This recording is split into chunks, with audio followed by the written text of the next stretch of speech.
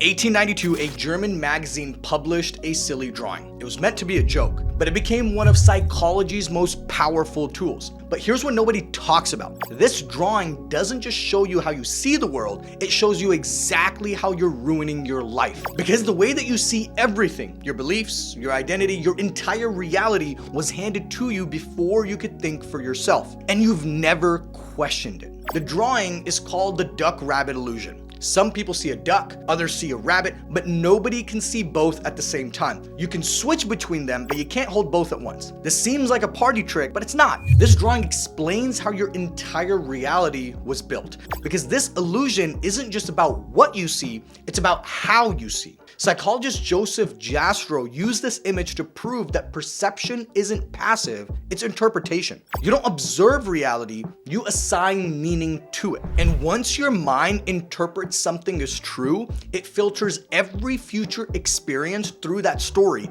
without you even knowing it. That's how false beliefs form, and that's why they stick, because your brain treats them as facts. So think about a belief that you hold right now about money, about relationships, about yourself, that you think it's true, but it's not. It's a frame that your brain locked in and never let go of. This is the mechanism behind every limiting belief that you've ever had. And you didn't choose it, your brain just ran with it. But it gets deeper. It's not just that you can see reality through a frame, you can only hold one frame at a time, and that changes everything. Just like the duck or the rabbit, one frame has to dominate. You can't hold both. This is how your worldview, your perspective, and your identity were formed. Your language, your memory, your emotions, your culture, they shape what your mind allows you to see. You don't see things as they are, you see them as you are. Your perception isn't filtered through facts, it's filtered through identity, beliefs, emotions, and culture. Two people can experience the same exact event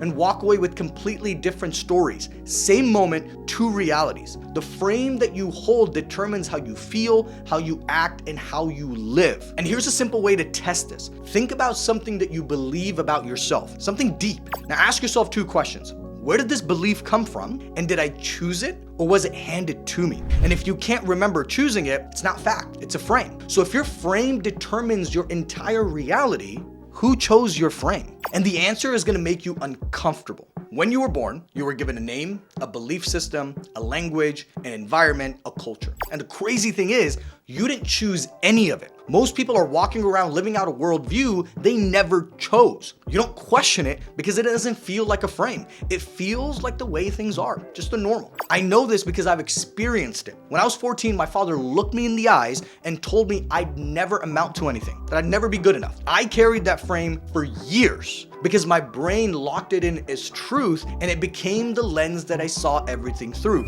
No matter how successful I was, I always felt like a failure. And that wasn't my belief, it was a frame that I inherited from somebody else, and I never questioned it. So when I finally stepped out of that environment, I didn't just question what I believed, I saw an entirely different version of myself, a one that was always there, but my frame wouldn't let me see it. That's the thing about real change. It's not a mindset shift, it's an identity shift. You're not just changing the way that you think, you're changing who you are. That's not mental, that's existential. Studies show that people who can switch between the duck and the rabbit score higher on creative thinking and problem solving. This illusion literally tests your brain's flexibility. People who can shift perspectives embrace growth, and people that are stuck in one view resist it. The duck rabbit is a mental mirror. It shows how flexible or how rigid your mind really is. Now the good news is flexibility is a skill. It's not a trait. You can train it. So the next time you're in a disagreement or you feel triggered, you want to pause and ask yourself, what does this look like from the other person's point of view? That single question forces your brain to switch frames. It's like switching from the duck to the rabbit. And if you do it enough, your brain gets faster at it, and that's how you build the muscle. Derek Sivers writes in his book, How to Live, that there are many frames for life. Each one can be true if you commit to it, but you can't live all of them at once.